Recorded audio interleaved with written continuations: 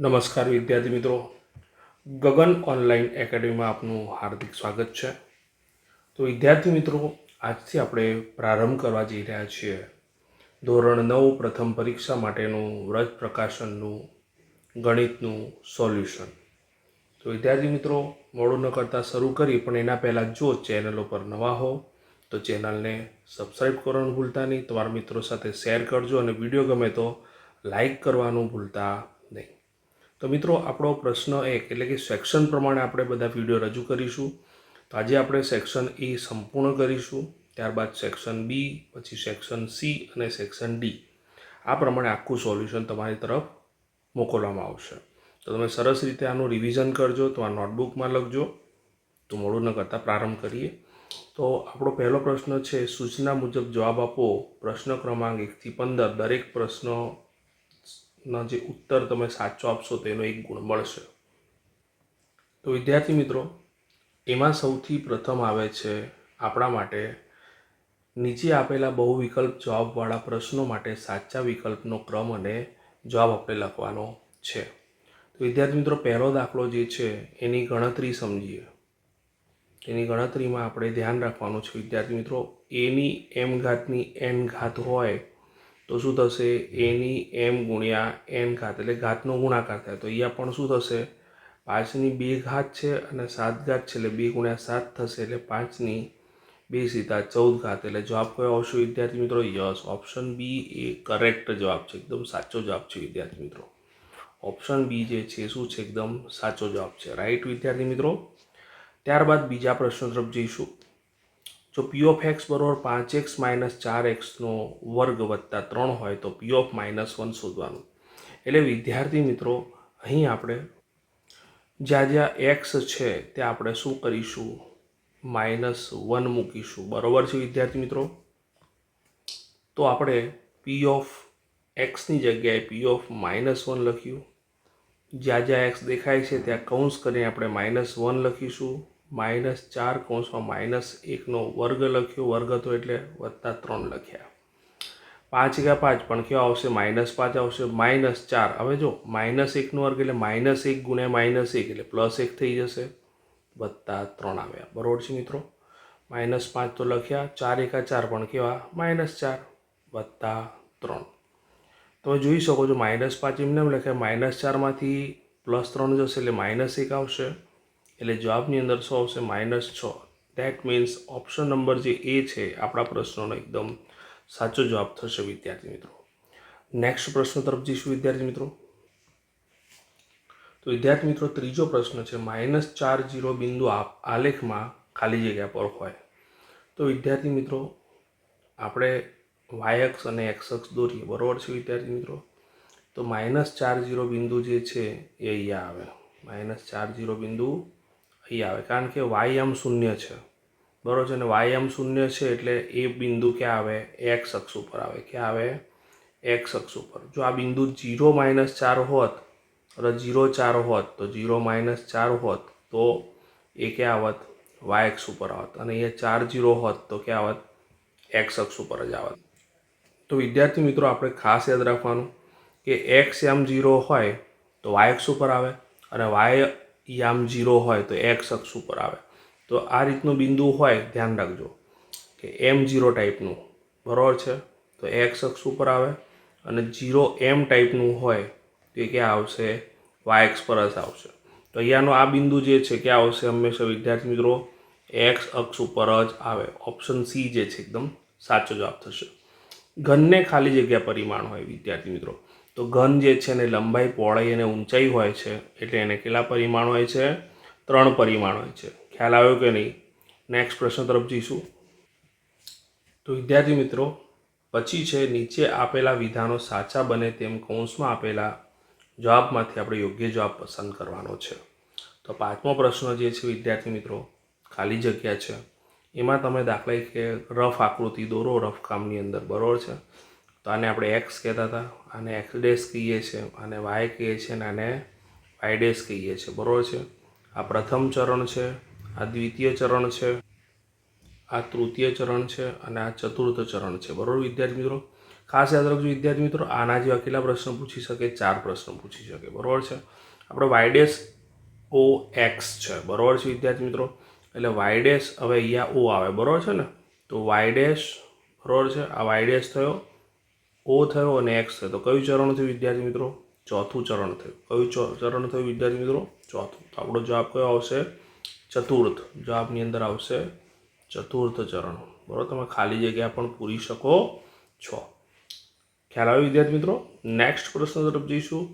છઠ્ઠો પ્રશ્ન, 4x - 3y બરોબર કેનો એક ઉકેલ આપણને આપેલો હોય તો કેની કિંમત શોધો. તો વિદ્યાર્થી મિત્રો, પહેલું જે છે એ કિંમત શું દર્શાવે છે? એક્સ. એટલે એક્સની જગ્યાએ આપણે શું મૂકીશું? 1 મૂકીશું.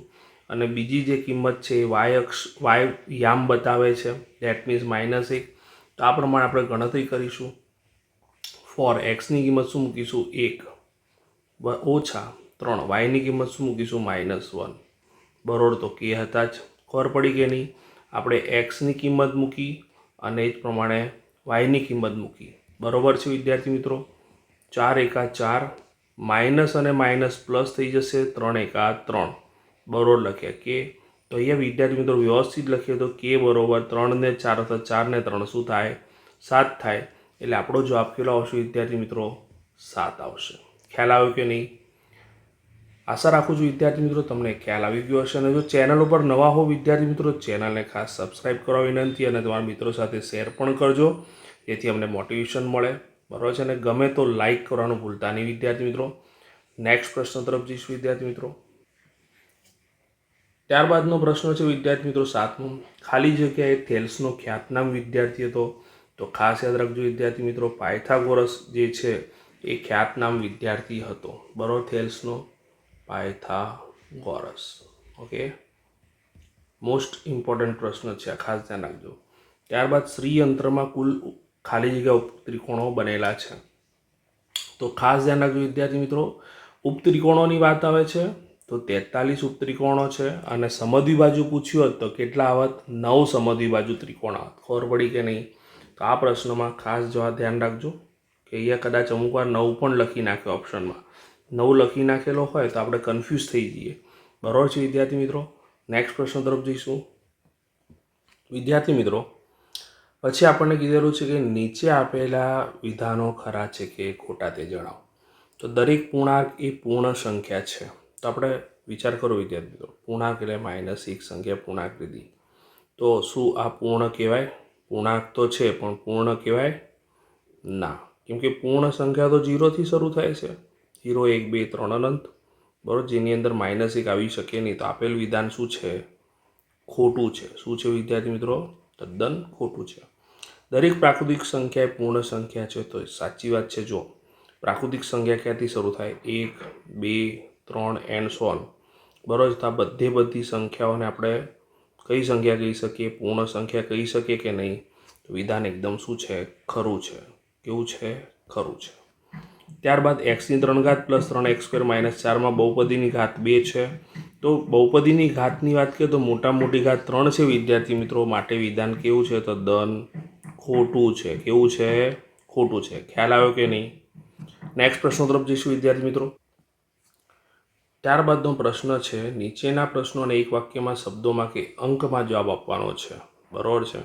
તો યુક્લિડ કોને શાંત રેખા કહેતા હતા વિદ્યાર્થી મિત્રો? તો યુક્લિડ એ રેખાખંડને શાંત રેખા કહેતા હતા, બરાબર છે વિદ્યાર્થી મિત્રો.